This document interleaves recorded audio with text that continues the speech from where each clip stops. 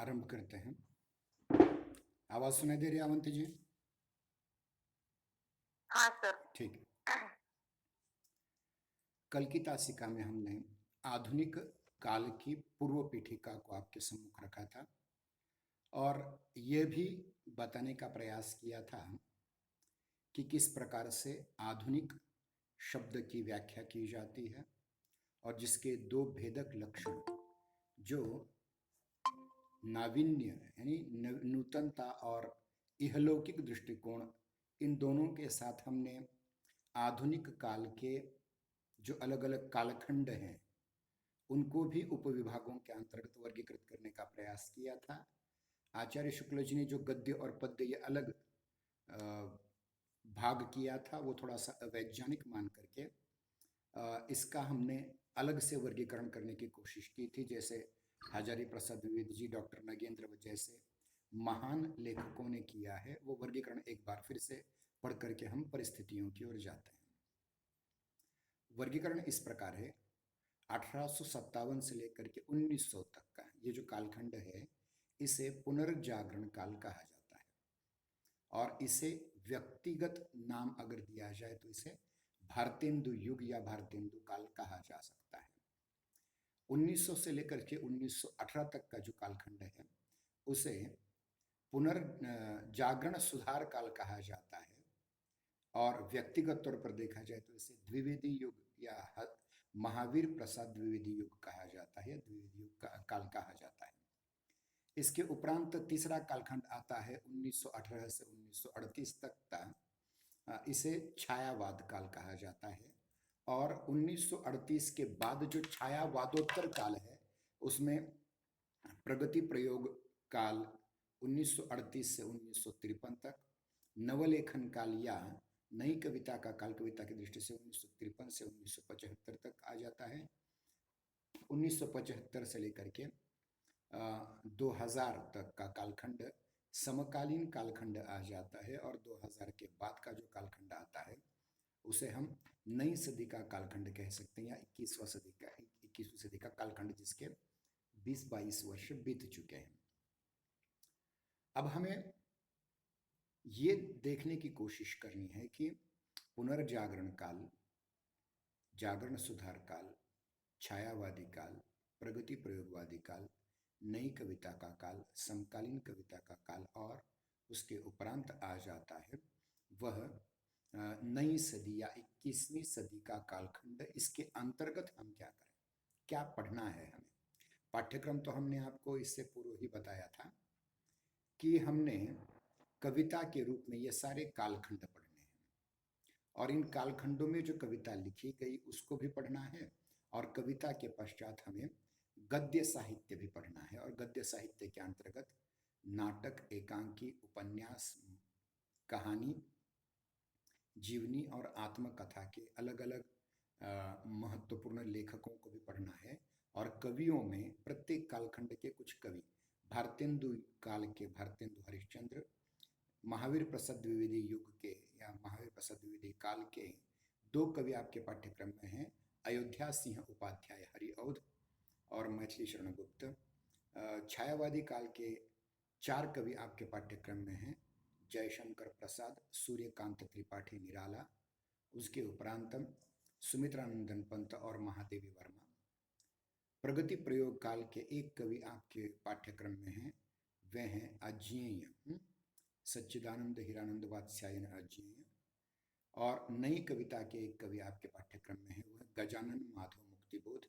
समकालीन कविता के 1-2 कवि आपके पाठ्यक्रम में हैं, धूमिल और दुष्यंत कुमार त्यागी समकालीन कविता के। उसके उपरांत 21वीं शताब्दी में जो अलग अलग विमर्श आए उन विमर्शों में से दलित विमर्श के 3 कवि आपके पाठ्यक्रम में हैं, जिनमें पहले हैं ओम प्रकाश वाल्मीकि। 4 कवि हैं, ओम प्रकाश वाल्मीकि, उनके उपरांत दामोदर मोरे, उनके उपरांत मोहनदास दिनेश राय और चौथी कवयित्री हैं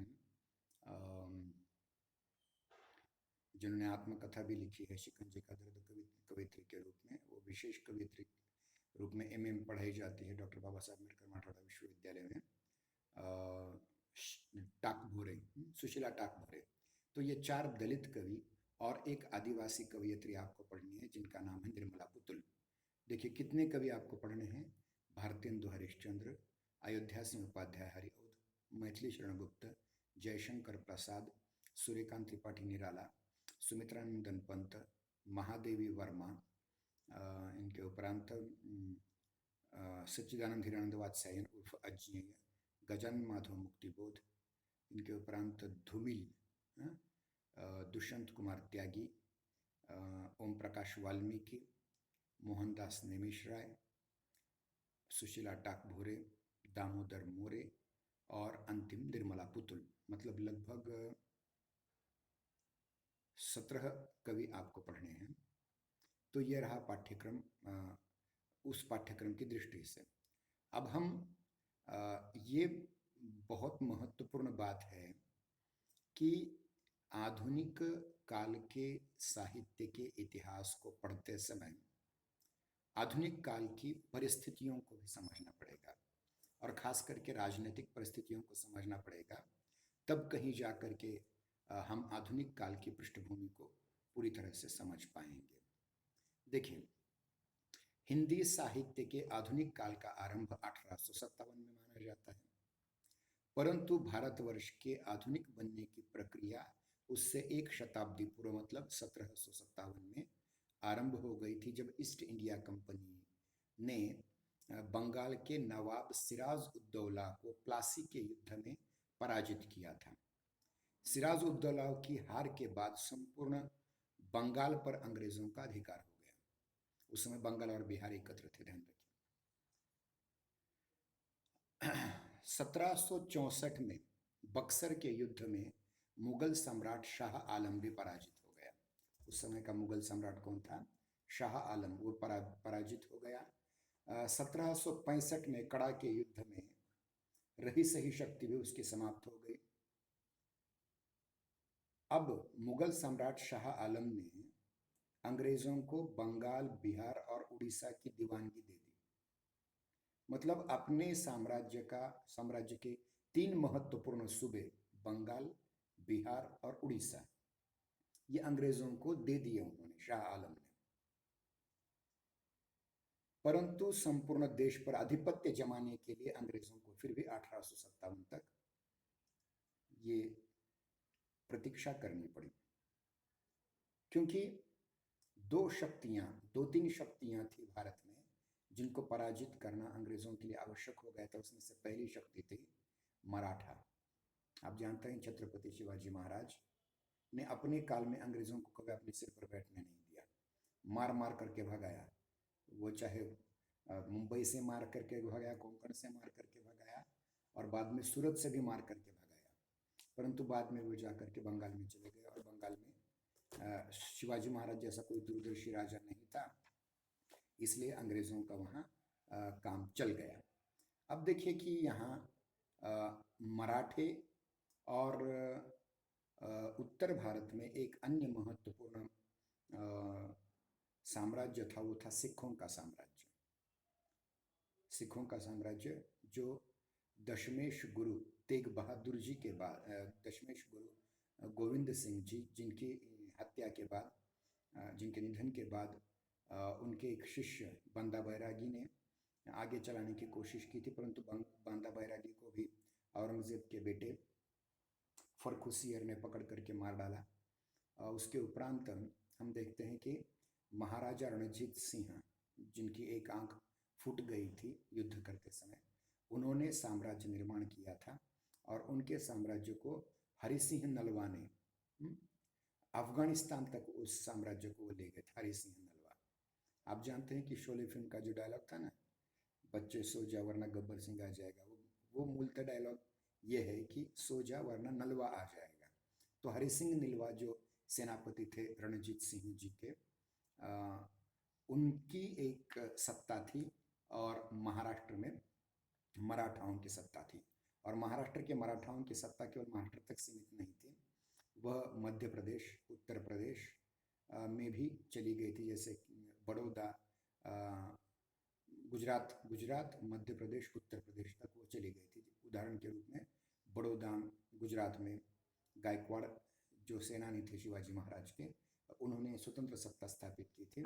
उसके उपरांत हम देखते हैं कि मध्य प्रदेश में शिंदे, महाजदी शिंदे के वंशजों ने ग्वालियर में अपना साम्राज्य स्थापित किया था।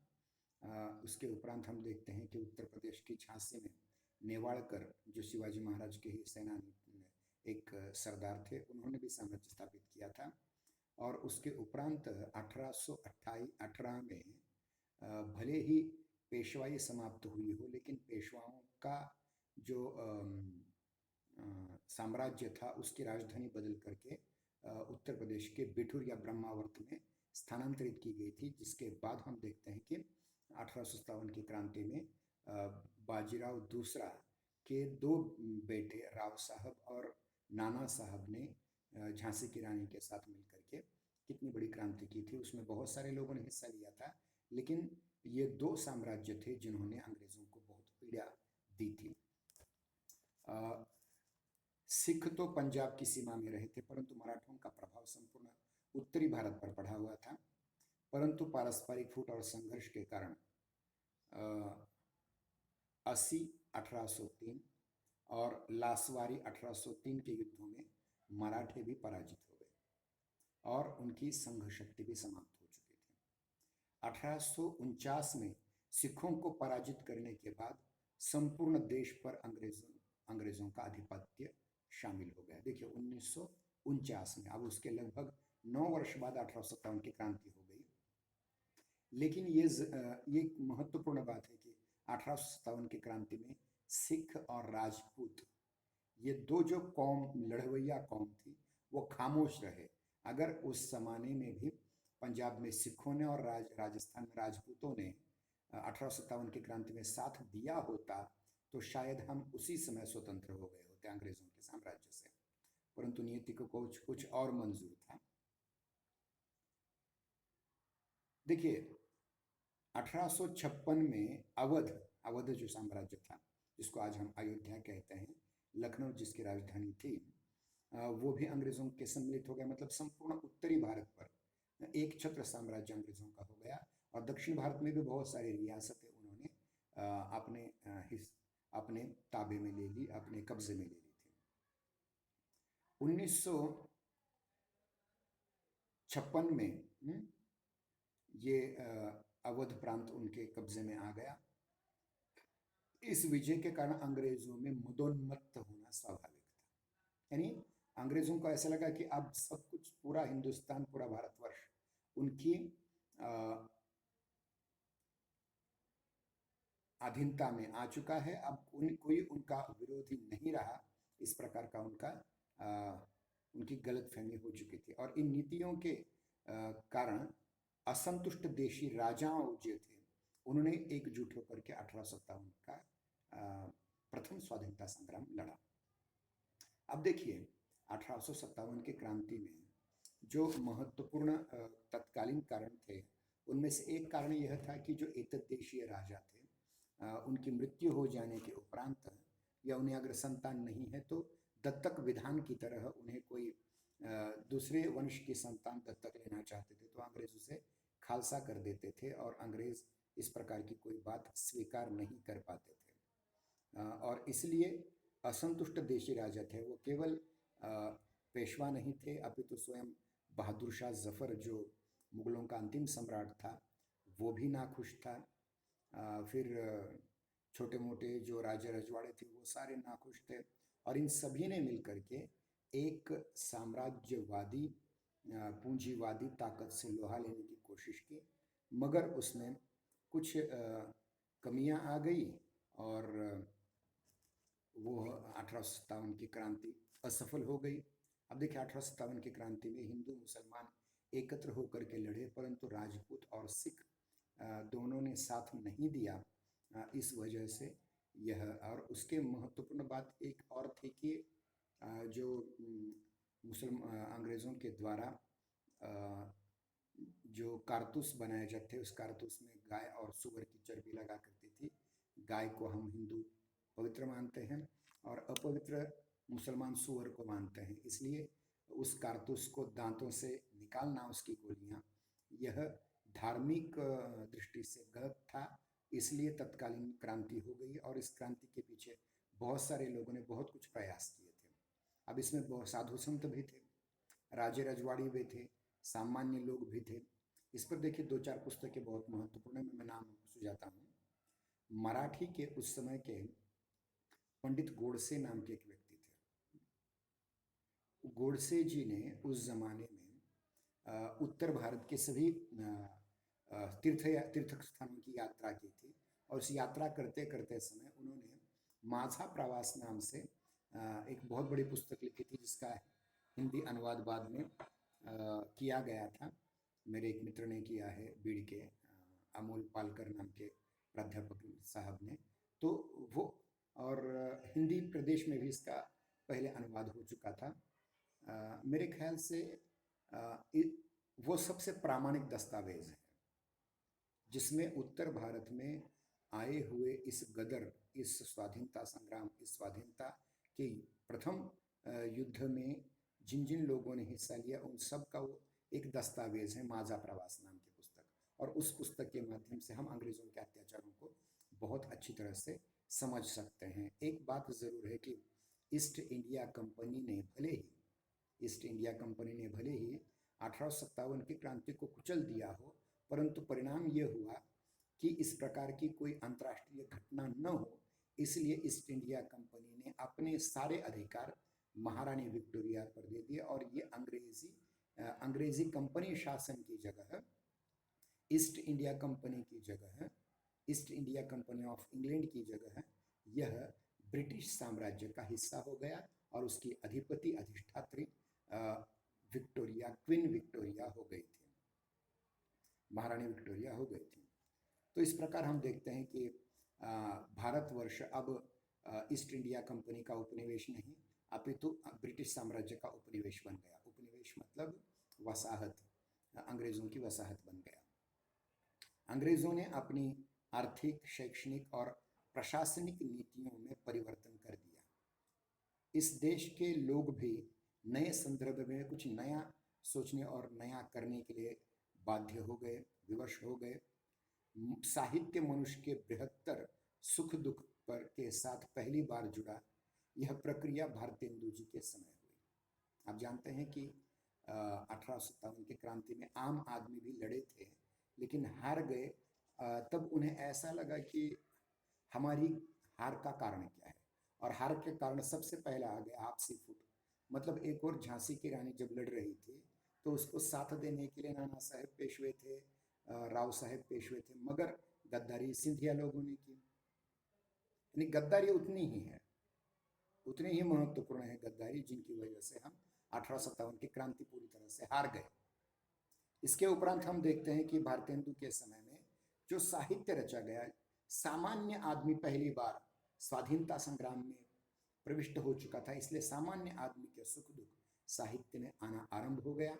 और मैंने जैसे कि कल कहा था कि अंग्रेजों ने उस जमाने में कोलकाता, मुंबई और मद्रास में विश्वविद्यालयों की स्थापना की। उसके पहले ही 1828 के लगभग अंग्रेजी कंपलसरी पढ़ने के लिए उन्होंने 1800 में फोर्ट विलियम कॉलेज शुरू किया था बंगाल में।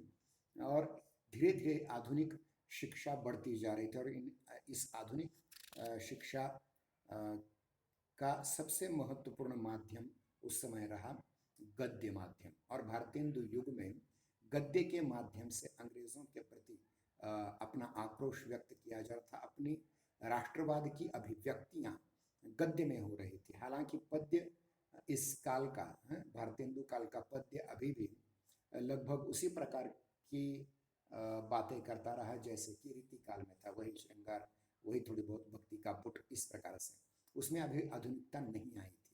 लेकिन गद्य में ये जरूर आधुनिकता आ गई थी। पद्य में आधुनिकता आने के लिए फिर से मतलब सरस्वती का प्रकाशन होना पड़ा और फिर पद्य में भी राष्ट्रीयता आ गई। पद्य में की भाषा भी ब्रज भाषा से बदल करके खड़ी बोली हो गई। आधुनिक जीवन चेतना की चिंगारियां जैसे गद्य में दिखाई देती हैं वैसे पद्य में नहीं, क्योंकि पद्य अभी भी मनोरंजन का ही माध्यम माना जाता था, न कि अभिव्यक्ति का। इसलिए आचार्य रामचंद्र शुक्ल जी ने इस काल को गद्य काल कहा है, क्योंकि गद्य काल के माध्यम से ही क्रांतिकारी बातें सामने आ रही थी। नया युग अपनी अभिव्यक्ति के लिए नई भाषा की खोज कर रहा था। ब्रजभाषा इसके लिए उपयुक्त नहीं थी। इससे पहले ब्रजभाषा में गद्य लिखा जाता था, नहीं ऐसा नहीं, लेकिन ब्रजभाषा का गद्य उतना ताकतवर नहीं था जितनी की उन्हें अभिव्यक्ति की आवश्यकता थी। इसलिए आधुनिक काल में ब्रजभाषा काव्य के माध्यम से पुरानी संवेदनाएं उसमें अभिव्यक्ति पाती रही। खड़ी बोली गद्य आधुनिक चेतना के फलस्वरूप ही सक्षम बन पड़ा। ये क्या जरूरी है, ध्यान रखें, इस जमाने में जो गद्य लिखा गया वह खड़ी बोली के माध्यम से लिखा गया, जिसको कौरवी भी कहा जाता है। उस खड़ी बोली के कारण ही आधुनिक चेतना बहुत सक्षम रीति से हमारे सामने आई। अब इसके उपरांत हम ये देखने का प्रयास करेंगे कि अंग्रेजों ने जो 1857 की क्रांति में विजय पाई थी और उनका जो आर्थिक साम्राज्य ईस्ट इंडिया कंपनी से महारानी विक्टोरिया की ओर अंतरित हो चुका था, उससे कुछ नए संबंध में निर्माण हुए, जिनको हम आर्थिक संबंध कह सकते हैं या नया आर्थिक ढांचा कह सकते हैं। इसलिए राजनैतिक दृष्टि से जितना ये कालखंड महत्वपूर्ण है, उतना ही आर्थिक दृष्टि से भी महत्वपूर्ण है। मैं यूँ कहूँगा कि आर्थिक दृष्टि से कुछ अधिक ज़्यादा ही महत्वपूर्ण है, क्योंकि उस ज़माने में पूंजीवाद पहली बार, क्योंकि उसके लगभग 100 वर्ष 150 वर्ष के आसपास संपूर्ण यूरोप में औद्योगिक क्रांति हो चुकी थी और औद्योगिक क्रांति की वजह से कल कारखाने आने लग गए थे और इन कारखानों की वजह से उसमें काम करने वाले लोगों की बहुतायत थी। और धीरे धीरे हम देखते हैं कि भारत में अंग्रेज़ों ने अपना व्यापार करने के लिए, अपने शस्त्रास्त्र बेचने के लिए, अपनी तैनाती फौज किसी राजे रजवाड़े के पास रखने के लिए उनको पैसे की बहुत ज़रूरत थी, क्योंकि इन लोगों के तनखे भी तो देने थे ना। जो जिन जिन राजाओं ने अंग्रेज़ों का मांडलिकत्व स्वीकार कर लिया था, उनके तनखे देने भी ज़रूरी थे। इसलिए उन्होंने भारत में पहली बार कुछ नई फसलें लाने की कोशिश की, जिसमें नील, ईख या गन्ना, नील, गन्ना, कपास और चाय, ये चार उन्होंने नगदी फसलें लाने का प्रयास किया और उससे हमारा आर्थिक ढांचा बहुत बदल गया। इसके पहले जो आर्थिक प्राप्ति थी हमारे भारतवर्ष की, वो खेती के कुछ एक विशेष अनाजों पर थी, निर्भर थी, जैसे कि गेहूँ, ज्वार, दालें, दलहन वगैरह। परंतु अंग्रेज़ों ने इसमें गन्ना, नील, उसके उपरांत देखते हैं कि गन्ने से शक्कर बनाई जाती थी, नील से कपड़े, फिर कपास से भी कपड़े बनाए जाते थे, नील से उसे रंगा जाता था।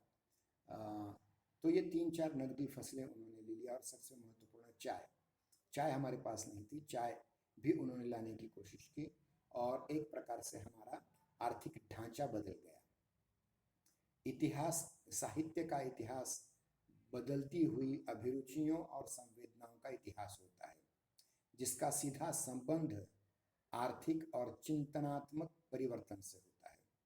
कुछ लोगों की दृष्टि से आर्थिक परिवर्तन के साथ साथ साहित्यिक परिवर्तनों का तालमेल बिठा देना ही साहित्य का इतिहास होता है, परंतु कुछ लोग संस्कृति के धरातल पर भी अभिरुचियों का विकास क्रम निर्धारित करते हैं। वस्तुतः आर्थिक और सांस्कृतिक परिवर्तनों में पेचीदा संबंध है, ध्यान रखिए, बहुत पेचीदा संबंध है।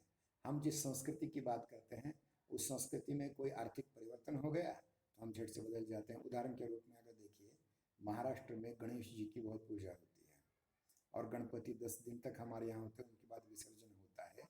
लेकिन इसकी शुरुआत करने वाले तिलक जी ने कभी ये सोचा था कि ये आर्थिक व्यवहार का गणित बनेगा? बिल्कुल नहीं सोचा था। उन्होंने गणेश जी के 10 दिन का उत्सव इसलिए आरंभ किया था कि वो अंग्रेज़ों के खिलाफ असंतोष की भावना निर्माण कर सकें। लेकिन आज गणेश जी का वही स्वरूप है क्या? यानी परिवर्तन तो होता रहता है। तो ये जो परिवर्तन हो रहा था वह सांस्कृतिक परिवर्तन हो रहा था, लेकिन उसके मूल में अर्थ था, पैसा था। बहुत महत्वपूर्ण चीज़ें ध्यान रखें। जब भी हम किसी सांस्कृतिक परिवर्तन की बात करते हैं ना, तो उसमें पैसे को बहुत महत्व देते हैं। सर्वसामान्य व्यक्ति, ध्यान दें, सर्वसामान्य व्यक्ति जो आपके 2 जून की रोटी जुड़ा नहीं सकता, वह भी अपने सांस्कृतिक और धार्मिक अधिकारों की प्राप्ति के लिए अपना पेट काट काट करके पैसा मंदिरों और मठों पर भेंट चढ़ा देता है, हालांकि उसकी कोई आवश्यकता नहीं होती। फिर भी इन जनसामान्य के लोगों के माध्यम से ही जो आर्थिक ढांचा निर्माण होता है धर्म का, वह शोषण का बहुत बड़ा हथियार बन जाता है। और ये आपको जानकारी होगी कि मुस्लिमों ने मध्य युग में जितने भी आक्रमण किए, उन आक्रमणों में अधिकांश आक्रमण मंदिरों पर थे, क्योंकि मंदिरों में सर्वसामान्य लोग अपना पैसा दान के रूप में रखते थे।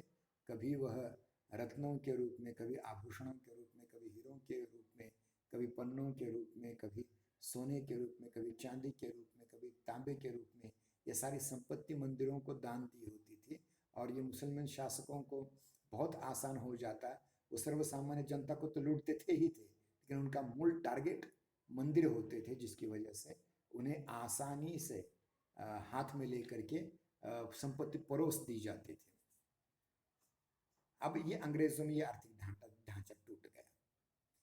जो कृषि प्रधान भारतीय संस्कृति थी, जिसमें गेहूं, दालें, दलहने, ज्वारी, मकई वगैरह, करडी वगैरह फसलें ली जाती थी, अंग्रेजों ने ये सारी की सारी फसलें 4 तक सीमित कर दी। हालांकि बाकी फसलें होती थी, नहीं ऐसा नहीं, लेकिन 4 का बहुतायत प्रयोग होने लगा, गन्ना, नील, चाय और कपास का। इनमें से गन्ना शुगर फैक्ट्री से संबंधित था, कपास कपड़े की फैक्ट्री से संबंधित था, नील कपड़े की फैक्ट्री से संबंधित था, क्योंकि कपड़ों को नील लगानी है, नील रंग देना है। और इनके साथ साथ चाय का भी बहुत बड़े बागान निर्माण करने की कोशिश की गई थी, और जिसकी वजह से हम जानते हैं कि आज भी हम चाय के कितने गुलाम हो चुके हैं। मतलब जैसे शक्कर के गुलाम हो चुके हैं, वैसे चाय के गुलाम हो चुके हैं, वैसे नील के गुलाम हो चुके हैं, वैसे कपास के गुलाम हो चुके हैं, और ये आज भी चल रहा है। और अंग्रेज क्या करते थे, ध्यान रखिए, भारत में 1 रुपए का कपास वो लेते थे, वो जहाज के माध्यम से अपने देश ले जाते थे, और अपने देश जितने रुपए की कपास थी, मतलब 1 रुपए की कपास थी, तो वो 4 रुपए में उसका शर्ट बनाकर बेचते, मतलब तिगुना फायदा उन्हें हो जाता था।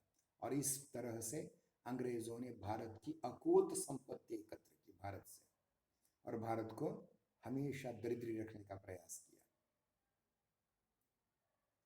तो देखिए कि अब देखिए कि कपड़े बदलने लग गए, हमारे रहन सहन बदलने लगा, हमारा खान पान बदलने लग गया। मतलब पहले हम न जाने कितने बढ़िया प्रकार के शरबत पीते थे, वो चाय कॉफ़ी तक आकर के समाप्त हो गए। हम कितने अच्छे अच्छे कपड़े पहनते थे, वो शर्ट पैंट तक आकर के समाप्त हो गए। हम कितने अच्छे प्रकार से कपड़ों का ख्याल रखते थे, तो वो नील से नीले करने लग गए। तो ये इस प्रकार से देखिए कि हमारे जीवन में आर्थिक संघर्ष आरंभ हुआ, एक प्रकार का एक आर्थिक अलगाव आरंभ हुआ, जिसके परिणाम स्वरूप हम देखते हैं कि अलग और पेचीदा संबंध सांस्कृतिक और आर्थिक संबंधों में निर्माण हो गए। आर्य चाणक्य ने एक बार कहा था, देखिए आपने ग्रंथ अर्थशास्त्र में, सुखस्य मूलम किम, सुख का मूल क्या है, धर्म, धर्मस्य मूलम किम, अर्थ, अर्थस्य मूलम किम, राज्यम, और राज्यम से मूलम किम, इंद्रिय संयम, इस प्रकार कहा था। तो सभी प्रकार के विकास का, प्रगति का, व्यवस्था बनाए रखने का सबसे महत्वपूर्ण साधन अगर कोई है तो वो पैसा है, अर्थ है। हमारे ऋषि मुनियों ने भी, ध्यान रखिए, हमारे ऋषि मुनियों ने भी यह कहा था उस जमाने में कि ये 4 पुरुषार्थ हैं, धर्म, अर्थ, काम और मोक्ष। तो अर्थ इस पुरुषार्थ को बहुत महत्व दिया, क्योंकि इसी की वजह से हमारी उपजीविका चलती है, इसी की वजह से हमारी आजीविका चलती है, और इस कारण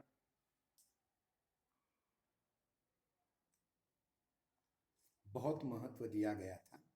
इसके उपरांत हम देखते हैं कि आधुनिक काल के पूर्व भारतीय गांवों का एक आर्थिक ढांचा था, और जो अपरिवर्तनशील था, स्थिर था।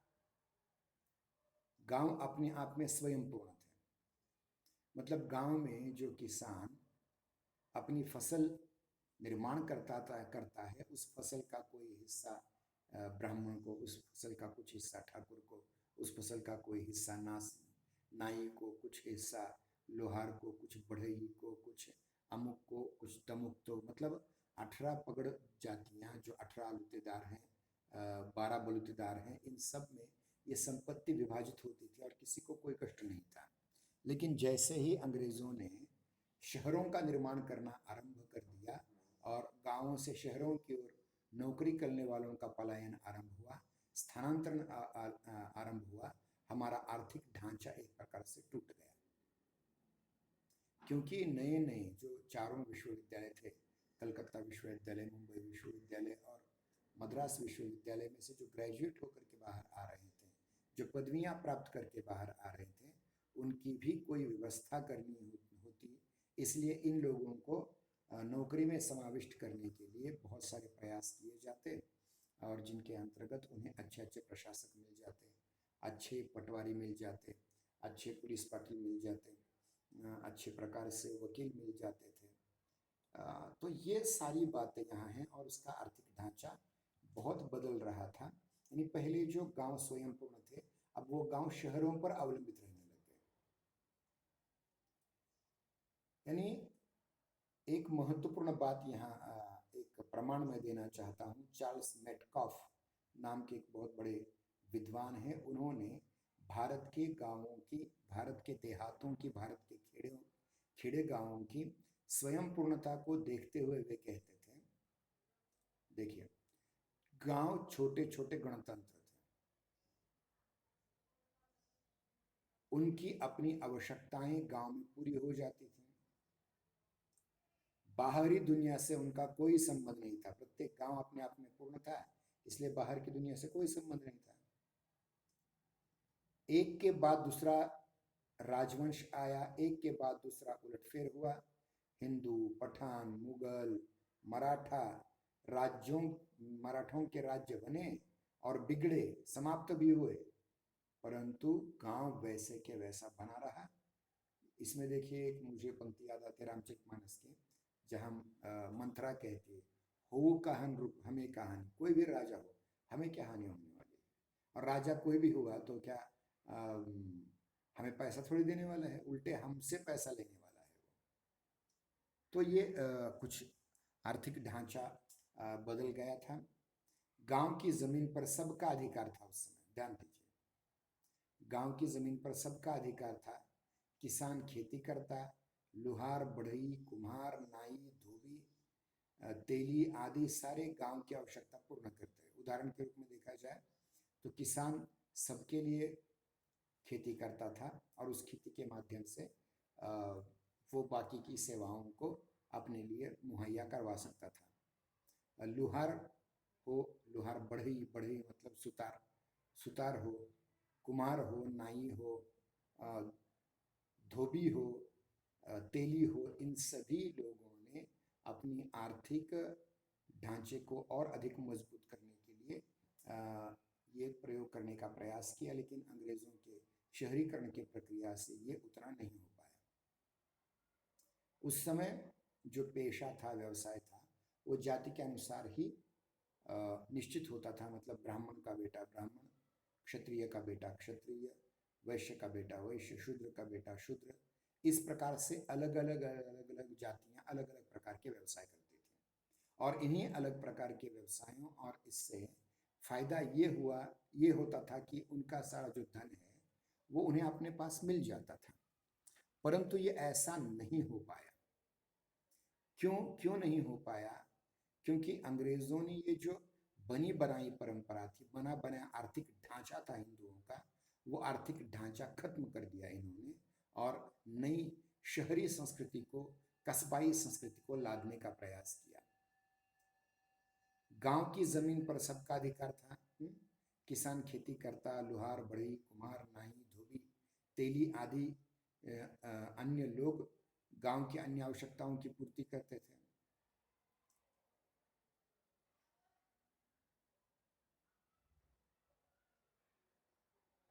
पेशा जाति के अनुसार निश्चित होता था, मतलब तेली का बेटा तेली, बढ़ई का बेटा बढ़ई, और वह अपने पिता अपने सारे गुर जो हैं, अपने सारे कौशल्य जो हैं, वो अपने बच्चों को सिखाता था ताकि उसकी उपजीविका चलती रहे, उसकी आजीविका चलती रहे।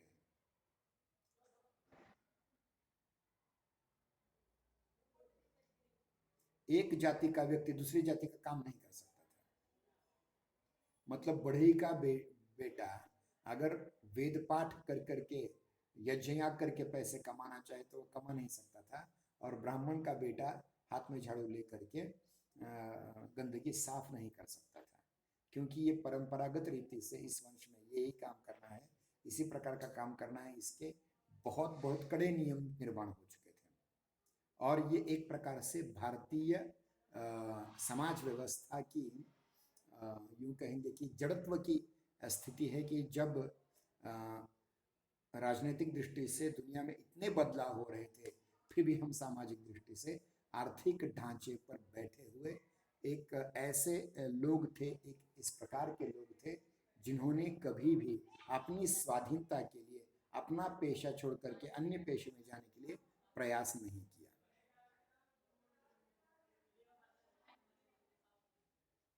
नगर और गांव अपनी अपनी इकाइयों से में पूर्ण और एक दूसरे से संबद्ध थे। नगर तीन प्रकार के थे, नगर, गांव, राजनीतिक महत्व के नगर, धार्मिक महत्व के नगर और व्यापारिक नगर। जैसा कि मैंने कहा था कि हमारे यहाँ देखिए बड़े बड़े मंदिरों में हमारे आर्थिक पूंजियां दबा करके रखी जाती थी, वो सोने चांदी हीरे मोती के रूप में, जिसको लूटना इनको आसान हो जाता था। तो एक प्रकार से वहाँ एक आर्थिक साम्राज्यवाद निर्माण किया था, उसको समाप्त करने का कार्य इसी काल में हो रहा है। एंड देखिए कि राजनीतिक महत्व के शहर थे कुछ, कुछ धार्मिक महत्व के शहर थे, और कुछ व्यापारिक महत्व के शहर थे। नगरों में मूल्यवान वस्तुओं का निर्माण होता था, रत्न जटित आभूषणों की, बारीक सूती रेशमी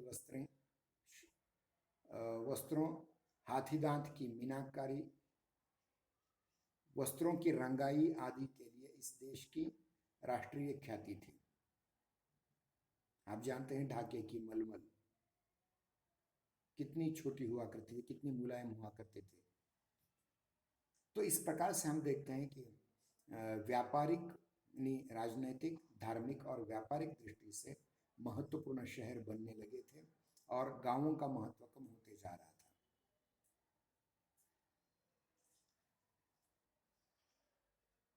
नगरों में मूल्यवान वस्तुओं का निर्माण होता था, रत्न जड़ित आभूषणों, बारीक सूती रेशमी वस्त्रों, हाथी दांत की मीनाकारी वस्त्रों की रंगाई आदि के लिए इस देश की अंतर्राष्ट्रीय ख्याति थी। मतलब भारत का जो व्यापार था वह इस माध्यम से हुआ करता था। इन वस्तुओं की खपत धनी वर्ग में हुआ करते थे, विशेष रूप से राजाओं, सामंतों, श्रेष्ठियों, प्रधानों, मंत्रियों आदि तक।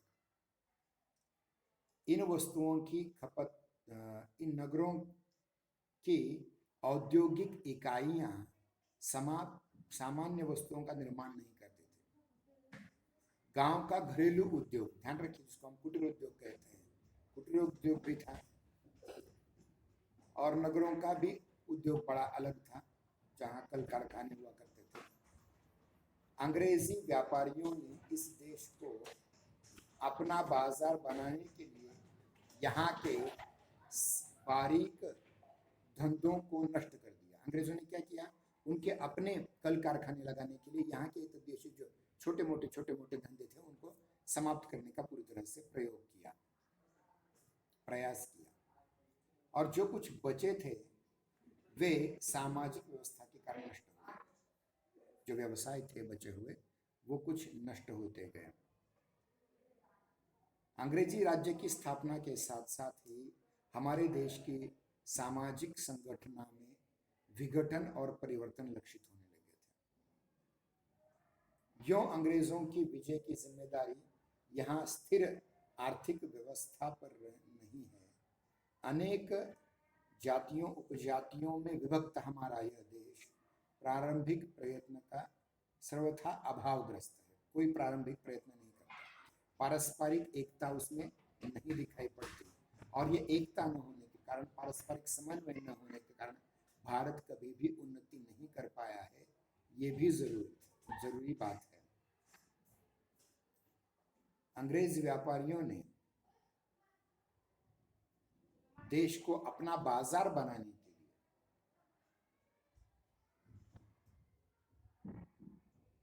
बारीक बारीक धंधों को नष्ट कर दिया। जो कुछ बाकी बचे थे वो सामाजिक व्यवस्था के कारण नष्ट हो गए। अंग्रेजी राज्य की स्थापना के साथ साथ इस देश की सामाजिक संगठन में विघटन आने लग गए और परिवर्तन भी लक्षित होने लगे। अंग्रेजों में की विजय की जिम्मेदारी यहाँ के व्यापारी स्थिर व्यवस्था पर नहीं है। उनके अनेक जातियों उपजातियों में विभक्त इस देश भारतवर्ष, इस देश की पारस्परिक एकता का समर्थन सर्वथा अभाव दिखाई देता है। विदेशी मुसलमानों की विजय का कारण भी यही है कि हम हिंदू नाम पर कभी एकत्र नहीं आए, और अंग्रेजों ने भी इसी माध्यम से विजय प्राप्त कर ली। फोड़ा नहीं जोड़ा, फूट डालो और राज करो। दो अगर मित्र हैं, दोनों में एक दूसरे के प्रति गलतफहमी पैदा करो और वो आपस में मार करके मर जाएंगे एक दूसरे को। इस प्रकार का इन्होंने एक षड्यंत्र रचा था, चाहे वो मध्ययुगीन मुसलमान आक्रांता ने हो या फिर चाहे आधुनिक काल के अंग्रेजों ने हो, क्यों नहीं।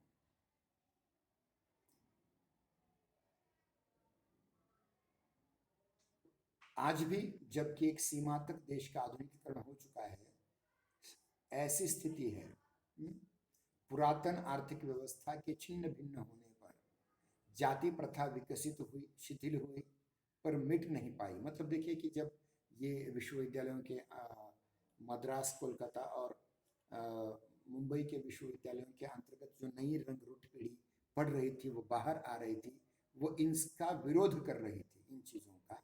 और धीरे धीरे धीरे हम जानते हैं कि सामाजिक व्यवस्था के कारण सब कुछ नष्ट हो रहा था।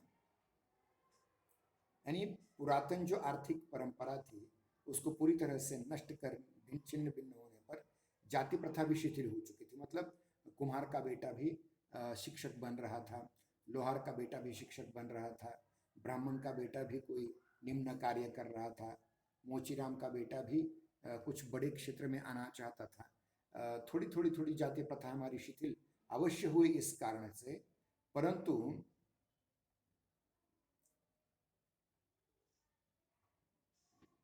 आधुनिक साहित्य में इस प्रथा पर कड़ी चोट की है। ये आर्थिक परिवर्तन अंग्रेजों द्वारा लाया गया,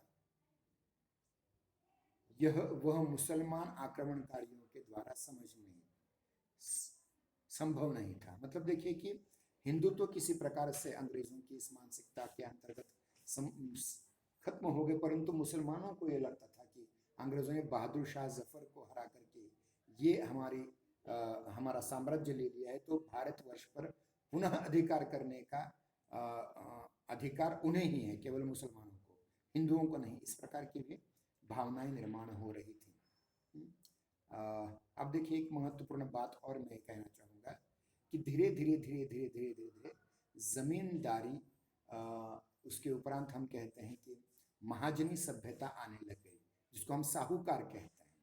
मतलब देखिए पहले जब लॉर्ड कॉर्नवालिस ने 1793 में बंगाल, बिहार और उड़ीसा में जमींदारी प्रथा लागू की, उसके पहले जमीन खरीद फरोख्त नहीं होती थी। कोई भी किसान अपनी जमीन बेच नहीं सकता था, कोई भी दूसरा व्यक्ति किसी अन्य की जमीन खरीद नहीं सकता था। और लॉर्ड कॉर्नवालिस ने 1793 के आसपास एक नया कानून बनाया जिसका उर्दू नाम है इस्तमरारी बंदोबस्त, और तब से ये जमींदारी प्रथा शुरू हो गई। आप जानते हैं कि इंदिरा गांधी जी के काल में बाद में जमींदारी प्रथा का पूरी तरह से यानी समापन हो गया, लेकिन फिर भी आज भी बहुत सारे लोगों के पास जरूरत से ज्यादा जमीन है। इसलिए स्वामी अपने आचार्य विनोबा भावे जी को भूमिदान का आंदोलन चलाना पड़ा था। परंतु कॉर्नवालिस जैसे खतरनाक अंग्रेज व्यक्ति ने उस जमाने में जमीन की खरीद फरोख्त का कानून बनाकर उसे नाम दिया था इस्तमरारी बंदोबस्त। और इसी इस्तमरारी बंदोबस्त को 1820 में थॉमस मुनरो ने लागू किया और जमीन व्यक्तिगत संपत्ति हो गई। पहले वो राष्ट्र की संपत्ति थी, पहले वो देश की संपत्ति थी, पहले वो धर्म की संपत्ति थी, हिंदुओं की चाहे वो मुसलमानों की। लेकिन पहले लॉर्ड कॉर्नवालिस ने जमींदारी प्रथा शुरू की और थॉमस मुनरो ने इस्तमरारी बंदोबस्त करके जमीन खरीदना बेचना शुरू कर दिया। और आज हम देखते हैं उसके परिणाम कितने भयानक रूप में हमें किसानों की आत्महत्या के रूप में हमें इस समय दिखाई पड़ रहे हैं। और देखिए कि थॉमस मुनरो के इस्तमरारी बंदोबस्त लागू करने के उपरांत भारतवर्ष में दो प्रकार की नई जातियां निर्माण हुई। एक थे जमींदार और दूसरे थे जोतदार।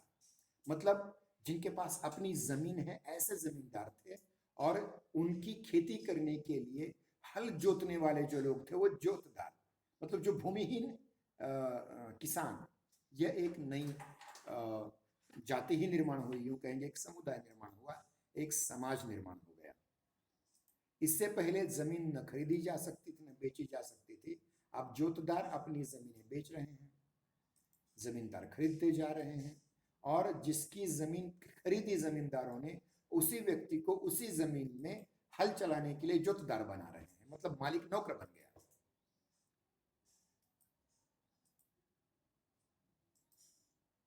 खेत की व्यक्तिगत संपत्ति हो जाने पर खेती का व्यवसायीकरण हो गया। और मैंने जैसे कि पहले कहा था, अंग्रेजों ने 4 नगदी फसलें लाई, गन्ना, कपास, नील और चाय। और इन 4 नगदी फसलों के लिए ही ज्यादा से ज्यादा प्रयोग किए जाने लगे, अधिक से अधिक, क्योंकि उनको उनकी शुगर फैक्ट्रियां यहाँ लगानी थी, उनके कपड़ों की फैक्ट्रियां यहाँ लगानी थी, फिर कपड़ों के लिए नील जरूरी है इसलिए नील की फैक्ट्रियां लगानी थी। और इन सब के आराम के लिए, मजे के लिए, इन सामान्य लोगों को बहकाने के लिए, थोड़ी देर के लिए वो सोए नहीं, काम करते करते वो हमेशा जागरूक रहे, इसलिए उन्हें चाय पिलाने का भी प्रबंध हो गया। और जहाँ तक मुझे याद आता है, हमने अपने पूर्वजों से ये सुना है कि जब पहली बार भारत में अंग्रेजों ने चाय लाई तो जो बड़ा रेड लेबल का बहुत बड़ा खोखा हुआ करता था, एक खोखे के पीछे सोने की एक मुद्रा वो देते थे। तब तक देते थे जब तक कि चाय की आदत नहीं लगी। एक बार चाय की आदत लग गई तो ये सोने की मुद्रा तो हटा ही दी और उसका भी कुछ मूल्य बढ़ा दिया। और आज हम देखते हैं कि सोने की मतलब चाय की इतनी किस्में हैं कि मैं एक बार तो शायद आसाम गया था तो मैंने 2000 रुपये किलो की भी चाय देखी है। तो देखिए कहाँ से कहाँ तक ये चीज़ें आ गई। और ये जो गन्ना निर्माण होता था, ये जो कपास निर्माण होता था, ये नील निर्माण होती थी, ये चाय निर्माण होता था हमारे देश में, तो इसकी यातायात के लिए भी साधन निर्माण किए गए, जैसे कि रेलगाड़ी आ गई, आप जानते हैं रास्ते बनने शुरू हो गए, और फिर उस पर मालगुजारी और अलग अलग कर लादे जाने लग गए। ये इस प्रकार से ये बात हो रही थी। अंग्रेज एक ओर से लूट रहे थे, दूसरी ओर जो सामान्य किसान था जिसके पास थोड़ी जमीन थी, वो अपनी जमीन में कुछ नई फसलें लेना चाहता था, तो उन नई फसलों को लेते समय उसको बीज खरीदने पड़ते थे, या जो बचे हुए बीज है उसके लिए पानी की आवश्यकता होती थी। इसके लिए उससे धीरे धीरे क्या होने लगा, बेटियों की शादियां करानी है, तो धार्मिक उत्सव करने हैं, इसके लिए पैसे लगने वाले थे। और इन पैसों के लिए वो एक नई कर्ज देने वाली जाति पर निर्भर होने लगे, जिसको हम साहूकार या महाजन कहते हैं। मतलब एक ओर जमींदार जोतदार प्रथा आ गई, दूसरी ओर साहूकार महाजनी सभ्यता आ गई। और इस पर देखिए, अगर आप और भी अधिक पढ़ना चाहते हैं तो प्रेमचंद जी का एक निबंध है, देखिए वह महाजनी सभ्यता नाम का है। वो अगर आप पढ़ेंगे तो पता चल जाएगा उस समय में सामान्य लोगों का शोषण करने वाले अपने ही लोग किस प्रकार थे। और अपने लोग हमारा शोषण इसलिए करते थे कि उनको भी अंग्रेजों को कर देना था। इस वजह से ये सारी चीज़ें बढ़ती गई और मालगुजारी का कर बढ़ा दिया जाता। कभी कभी बीच में अकाल फैल जाता, कभी कभी बीच में अतिवृष्टि हो जाती, कभी कभी अनावृष्टि हो जाती। देखिए हमारे महाराष्ट्र का जो मराठवाड़ा क्षेत्र है, इसमें हमेशा बरसात की कमी के कारण यहाँ के किसान आत्महत्या करते हैं। लेकिन उधर अगर उत्तर भारत में देखा जाए तो आपके प्रदेशों में जहाँ बरसात बहुत होती है, बहुत पानी आता है, खास करके बिहार का भाग जो है, कोसी नदी में महापुर आ जाते हैं और उस वजह से वहाँ की फसलें बह जाती हैं, लेकिन वहाँ का किसान आत्महत्या नहीं करता। ये सारी चीजें आप ध्यान रखिए कि आज की जितनी भी समस्याएं हैं, उन सभी समस्याओं के मूल में अंग्रेजी शासन किस प्रकार से था, अंग्रेजी शासन से पहले मुस्लिम शासन किस प्रकार से था। हमारे एतद देशीय राजाओं ने बहुत अच्छी अच्छी व्यवस्थाएं की थी, परंतु इन व्यवस्थाओं को समाप्त करने का कार्य इन मुगलों ने, मुसलमानों ने मध्य युग में और आधुनिक युग में देखा जाए तो अंग्रेजों ने ये काम किए हुए हैं, जिससे हमारे यहाँ बहुत सारे कुप्रथाएं आ गई और जिनकी वजह से जमींदारी, जोतदारी, साहूकारी, महाजनी सभ्यता आती गई। और उसके उपरांत हम देखते हैं कि बीच बीच में अकाल पड़ते थे, प्लेग जैसी महामारी आती थी और इस भयंकरता के कारण अकाल में भी हजारों लोग मरा करते थे, प्लेग जैसी महामारी में भी हजारों लोग मरा करते थे और उसकी भयंकरता प्रचुर मात्रा में भारतेंदु युग में दिखाई देती थी। इसलिए भारतेंदु युग के सारे साहित्यकारों ने गद्य में कम से कम अंग्रेजों का बहुत बड़ा विरोध किया हुआ है। और समसामयिक लेखक जितने भी थे, भारतेंदु मंडल के जितने भी लोग थे, उन सभी ने मिलकर के इन लोगों को अंग्रेजों के खिलाफ भड़काने का काम उनके प्रपत्रों में से किया है, उनके वर्तमान पत्रों में से किया है, नियत कालिकों में से किया है और इसके लिए गद्य बहुत महत्वपूर्ण चीज थी। इसके उपरांत हम देखते हैं कि पहले के सरल सरल ग्राम व्यवस्था जो थी, बहुत सरल थी ग्राम व्यवस्था, जिसमें देखिए कि किसान किसानी करता था, वह फसल लेता था और उस फसल के कुछ हिस्से करके जितने भी हमारे 18 पगड़ जातियां थी, 18 लुतेदार, 12 बलुतेदार थे, उन सब में वो आसानी से आवंटित हो जाती थी। लेकिन अब वो नहीं रहा, ये ढांचा बदल गया और ग्रामीण अर्थशास्त्र हमारा टूट गया। आज किसानों की जो बदतर हालत है, उसका सबसे बड़ा जिम्मेदार अगर कोई है तो वो अंग्रेज है, ध्यान दें। और जितने भी कुछ आपस में देखिए, केवल मैं ये नहीं कहता कि अर्थव्यवस्था जो हमारी ग्रामीण अर्थव्यवस्था पर अंग्रेजों ने आक्रमण किया, हमारी दूसरी थी न्याय व्यवस्था। अगर किसी किसान, एक दो किसानों में या किसी एक दो व्यक्तियों में कुछ थोड़े बहुत झगड़े हो जाते थे, तो उन झगड़ों के लिए पंचायत में ही, ग्राम पंचायत में ही पंचों की पंचायत बिठा करके उनको निपटा दिया जाता था। लेकिन बाद में अंग्रेजों ने न्यायालय की स्थापना करके इन झगड़ों को और उच्च स्तर पर लेने का प्रयास किया और एक नई जाति हमारे देश में आ गई, वकील नाम की।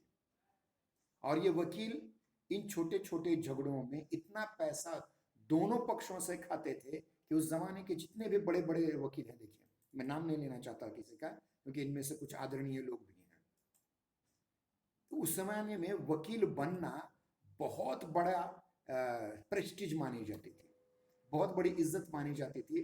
और ये लोग करते क्या, ये लोग आपस में लोगों को लड़वाते, उनकी जमीनों के लिए, उनके छोटे मोटे कामों के लिए लड़वाते और उन दोनों से मिलकर के पैसा ऐड करके खुद बहुत बहुत अमीर बन जाते। एक बहुत बड़ा परिवार है, कश्मीरी ब्राह्मण परिवार, जो बाद में इलाहाबाद आकर के स्थायी हुआ, उनकी 3-4 पीढ़ियों ने इस देश को इतना लूटा है वकीली के नाम पर। उनके बेटे कैम्ब्रिज में पढ़ने जाया करते थे वगैरह वगैरह, उसमें मैं अधिक ज़्यादा नहीं जाना चाहूँगा।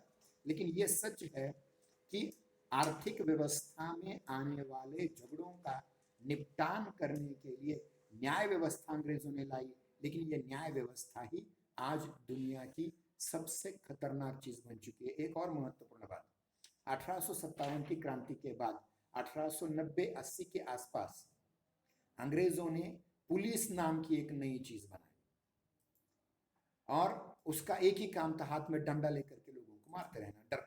आज भी पुलिस से हम डरते हैं। और उन्होंने सर्वसामान्य जनता के पास शस्त्र न रहे ऐसा प्रयास किया, क्योंकि सामान्य जनता के पास शस्त्र होने पर 1857 की क्रांति हो सकती है।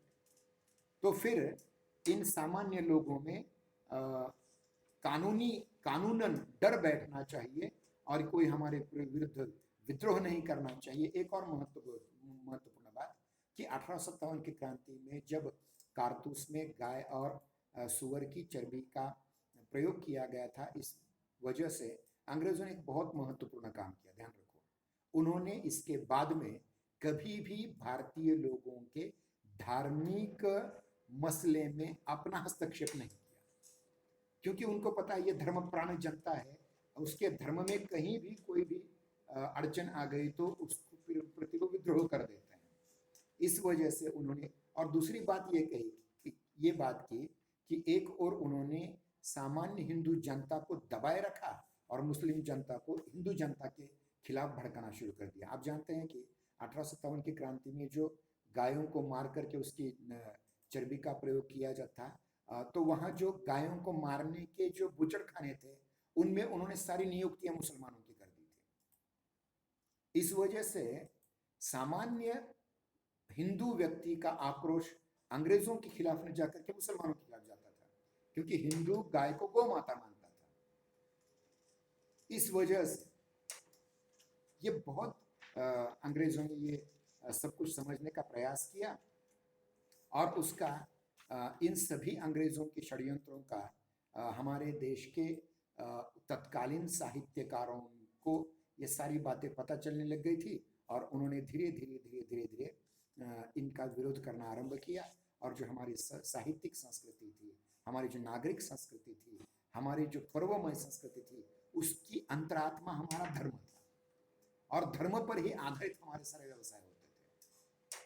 किसान का अपना धर्म था, व्यापारियों का अपना धर्म था, जिसको हम हिंदू धर्म कहते हैं, जहाँ कर देना, आवश्यक कर देना, एक दूसरे को न लूटना, सबको समान रूप से सारी चीजें लाना, ये सारी चीजें हुआ करती थी। परंतु अंग्रेजों ने इन सब की एक सूत्रता को भंग करने का प्रयास किया और यही कारण था कि भक्तिकालीन काव्य नगर और गांव को समान सम्मान देते थे, लेकिन इन्होंने केवल नगरों को सम्मान देना आरंभ कर दिया और गांवों को तोड़ने का कार्य किया। इसलिए बाद में जाकर के महात्मा गांधी जी ने गांव की ओर चले। सच्चा भारत गांवों में बसता है। कृषि अर्थव्यवस्था, उनकी जितनी भी पुस्तकें हैं, जिनमें से बुनियादी शिक्षा, बुनियादी तालीम जैसी पुस्तकों या उनकी भारतीय अर्थव्यवस्था, ग्राम्य अर्थव्यवस्था जैसी पुस्तकों, इनमें गांधी जी ने इन बातों को पहचान लिया था। गांधी जी भी एक वकील थे, बैरिस्टर थे, वो चाहते तो अपनी वकालत अच्छी तरह से कर सकते थे, परंतु उन्होंने इन सारी चीजों को छोड़ करके जनसामान्य क्यों बन करके रह गए, ये बहुत महत्वपूर्ण बात है। और एक महत्वपूर्ण बात और थी कि जितने भी हमारे ग्रामीण साहित्यकार थे वो भी अपने अपने पुस्तकों के, अपने पत्रों के प्रकाशन के लिए ग्राम त्याग करके शहर आने लग गए थे और इसका भी परिणाम इस काल में हमें देखने को मिलता है। अंग्रेजों की नई व्यवस्था ने जनता को घोर संकट का सामना करना पड़ा। बाद में खेत अनेक टुकड़ों में बंट गए, किसान और सरकार के बीच बहुत सारे मध्यस्थ आ गए और ये मध्यस्थ आज भी चल रहे हैं। देखिए, उनकी पैदावार घटती गई, उनका उत्पन्न घटता गया, उत्पादन घटता गया तो उत्पन्न भी घटता गया। ग्रामीण उद्योग धंधों के भी नष्ट होने की नौबत आ गई और अंग्रेजों ने इन ग्रामीण उद्योगों को अपने कारखानों में ट्रांसफर कर लिया, अंतरित कर लिया और अंग्रेजों की एक प्रकार से एक समांतर अर्थव्यवस्था निर्माण हो गई और जिसकी वजह से जनसामान्य, जो किसान या यहाँ के छोटे मोटे उद्योग थे, कुटीर उद्योग थे, उन पर बहुत बड़ा आघात पहुंचा। फिर भी पुरानी अर्थव्यवस्था के स्थान पर नई अर्थव्यवस्था को लागू किया और जिसके अनजाने ही ऐतिहासिक विकास की अनिवार्य प्रक्रिया के फलस्वरूप भारतीय समाज आधुनिकता की ओर अग्रसर हो गया, आधुनिक अर्थशास्त्र की ओर अग्रसर हो गया, आधुनिक वाणिज्य वित्त संबंधों की ओर अग्रसर होता गया और घेरे में देखिए कि गांवों में जड़ता टूटने लग गई। मतलब गांवों में जो जाति के आधार पर पेशे थे, मतलब नाई का बेटा नाई का ही काम करेगा, कुम्हार का बेटा कुम्हार का ही काम करेगा, बढ़ई का बेटा बढ़ई का ही काम करेगा, माली का बेटा माली का ही काम करेगा, ये सीमाएं टूटने लग गई। ये सीमाएं टूटने लग गई और अब धीरे धीरे अंग्रेजों की नौकरी में आने वाले ये लोग मतलब कुछ जो निम्न जातियों के थे वो शिक्षक भी बनने लगे, वो पत्रकार भी बनने लगे। यानी जाति व्यवस्था, पेशों की व्यवस्था टूटने लग गई थी और धीरे धीरे धीरे हमारा जो ये हमारी अर्थव्यवस्था राष्ट्रोन्मुख बनने लगी थी। अब इसका परिणाम भी बड़ा खतरनाक होने लग गया कि जाति प्रथा अब आर्थिक वर्गों में बदलने लगे, जिसको हम कहते हैं वर्ग। मतलब हम डी कास्ट हो रहे थे लेकिन डी क्लास नहीं हो रहे थे। एक जाति व्यवस्था के बदले वर्ग व्यवस्था आने लग गई थी और ये वर्ग आर्थिक ढांचों पर आधारित थे। अंग्रेजों ने जाने अनजाने कुछ सुविधाएं प्रदान की और उनका उपयोग ज्यादातर उच्च जाति के लोगों ने किया। ये बहुत महत्वपूर्ण बात होती है। कोई भी नया परिवर्तन जब आता है ना, तो उसके सारे फायदे उच्च वर्ण को होते हैं और उसके सारे नुकसान निम्न वर्ग को होते हैं। चाहे कितना भी, आज देखिए कि पूंजीवाद समाप्त होकर के नव पूंजीवाद आ गया है, नव आधुनिकवाद आ गया है, इतना नवीनीकरण हो चुका है। इस नव पूंजीवाद का भी सबसे ज्यादा फायदा उच्च वर्ग के ही लोगों को होता है और इसका सबसे ज्यादा नुकसान निम्न वर्ग के लोगों को ये होता है, जैसा कि अंग्रेजों ने ये बनाई हुई व्यवस्था में से आता गया। इसलिए देखिए आज भी हम देखते हैं कि राष्ट्रीय आंदोलन तो बहुत हमारे चले, लेकिन हमारा आर्थिक ढांचा चरमरा गया था और एक प्रकार से साहित्य और कला पर भी आधिपत्य उसी अभिजात्य वर्ग का रहा। इसलिए आज भी हम एक होकर के भी अनेक हैं। हम एक राष्ट्र बन नहीं पा रहे हैं, न उस समय बने न इस समय बन पा रहे हैं, क्योंकि एक राष्ट्र की जो अगर व्याख्या दी जाए, हम बार बार कहते हैं कि अंग्रेजों ने हमारे राष्ट्रवाद का निर्माण किया, राष्ट्रवाद का विकास हुआ, सब गलत है। अंग्रेजों ने उल्टे हमारे राष्ट्रवाद को गहरी चोट पहुंचाई और हमें फिर से, हम जो जातियों में बंटे थे, फिर से जातियों में बंटने के उपरांत हमें वर्गों में बांट दिया गया और न जाने किस किस में बांट दिया गया। जाति प्रथा थोड़ी शिथिल जरूर हुई, ऐसा लगा जरूर, परंतु फिर भी खाप पंचायतों के द्वारा, यानी जो अंतर जातीय विवाह हुआ करते थे उस पर भी धड़ल्ले से लड़का लड़की को मार डालने का भी काम किया गया, आज भी किया जा रहा है। और इन आर्थिक वर्गों का जो नए आर्थिक वर्गों का निर्माण हुआ, उसमें उच्च वर्ग और श्रमिक वर्ग के अतिरिक्त एक नया वर्ग आ गया जिसको हम बीच वाला वर्ग कहते हैं या मध्य वर्ग कहते हैं।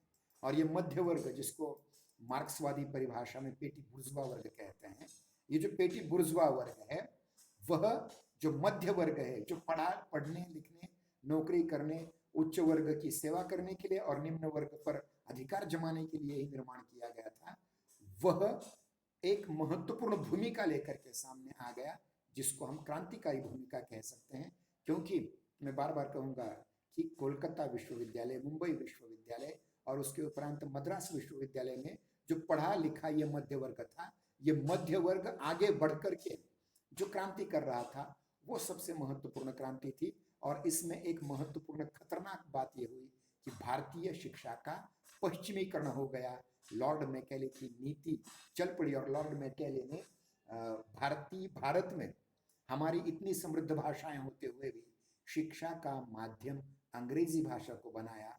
और भारतेंदु हरिश्चंद्र को उस समय कहना पड़ा कि अंग्रेजी माध्यम से हमारा उद्धार नहीं होने वाला है।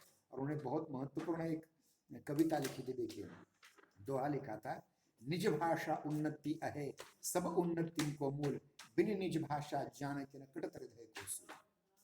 मतलब देखिए कि अपनी भाषा में जो उन्नति हो सकती है वो सारे उन्नतियों की मूल है। अगर हम अंग्रेजी माध्यम से कितना भी विकास कर लें तब भी हमारी सच्ची उन्नति नहीं है। इस प्रकार से 150 वर्ष पहले भारतेंदु हरिश्चंद्र जी ने कहा था। धीरे धीरे हम शिक्षा के पश्चिमीकरण, उसके उपरांत यातायात के साधन क्या क्या आ गए, और इसके उपरांत प्रेस और जनमत, फिर उसके उपरांत भारतीय नवजागरण जिसको रेनेसा कहा जाता है, उसको पश्चिम की चुनौती किस प्रकार से मिली, और उसके उपरांत जो धार्मिक सुधार के जो महत्वपूर्ण बातें हुई, जिसमें 1828 में राजा राम मोहन रॉय ने ब्रह्मो समाज की स्थापना की, जिसमें उन्होंने तैत्तिरीय उपनिषद और कौशिकी, इन दो उपनिषदों के आधार पर अपने ब्रह्म समाज की दार्शनिक पृष्ठभूमि निर्माण की। बाद में वेदों को लेकर के आर्य समाज ने बहुत बड़ा कार्य किया है। उसके बाद प्रार्थना समाज, उसके बाद सत्यशोधक समाज, उसके बाद बहुत सारे बातें, खास करके रामकृष्ण मिशन वगैरह, इन सभी सुधारणावादी आंदोलनों ने एक पुनरुत्थान किया। इन इन लोगों का काम एक था कि जो भारतीय परंपरा में अच्छी बातें आई हैं उनका समर्थन करना, उनका मंडन करना, और भारतीय परंपरा में जो जाति प्रथा आ गई है, विधवा के साथ गलत व्यवहार करना या सती प्रथा, बाल विवाह, ये जो गलत प्रथाएं आई थी उनका खंडन करना, ये एक ही समय दोनों काम इन लोगों को करने पड़े। इस वजह से बहुत सारी बातें आई, इसमें स्त्री शिक्षा, दीन दलितों के लिए शिक्षा का करना, ये सारी चीज़ें आती गई। और हम अगली तासिका में, अगले शुक्रवार और शनिवार की तासिका में हम उस पर ज़्यादा जोर देंगे, क्योंकि जहाँ तक भारतेंदु हरिश्चंद्र के युग का सवाल है, 1857 से लेकर के 1900 ईस्वी तक का जो कालखंड है, उस कालखंड में बहुत सारे राष्ट्रीय आंदोलन निर्माण हुए, धार्मिक आंदोलन निर्माण हुए, और इन सब में उत्तर भारत में सबसे प्रभावशाली आंदोलन था वो आर्य समाज का आंदोलन। किस प्रकार से रहा, और स्वयं भारतेंदु हरिश्चंद्र जी ने जो भारतीय हरिश्चंद्र चंद्रिका नाम की पत्रिका चलाई थी, उसके संपादक मंडल में महर्षि दयानंद सरस्वती को, जिन्होंने आर्य समाज की स्थापना की, उनको भी महत्वपूर्ण स्थान दिया था। इन सभी बातों को हम लेकर के आगे चलेंगे, और इस अंग्रेजों ने जो शिक्षा नीति लाई उसके क्या परिणाम हुए, इस पर भी हम चर्चा करेंगे। आज लगभग हम 1.25 घंटे से चर्चा कर रहे हैं, तो आज हम यहाँ रुक जाते हैं। अगले शुक्रवार और शनिवार को हम इन्हीं परिस्थितियों को, जो राजनीतिक परिस्थितियाँ, सांस्कृतिक परिस्थितियाँ, शैक्षिक परिस्थितियाँ, और खास करके आर्थिक परिस्थितियों की ओर आपका फिर से ध्यान आकर्षित करने का प्रयास करेंगे, और भारतेंदु युग की कविता क्या है ये हम अगली तासिका में देखने का प्रयास करेंगे। अगर कुछ प्रश्न पूछने हो तो आप प्रश्न पूछ सकते हैं। हम 2-3 मिनटों का समय हम देने के लिए तैयार हैं। सर, हाँ, पूछिए। तुम्ही जी पुस्तकं सांगितली ती लायब्ररीमध्ये भेटतील का? कौन सी पुस्तक है? महादेवी शर्मा, निर्मला मोरे, ती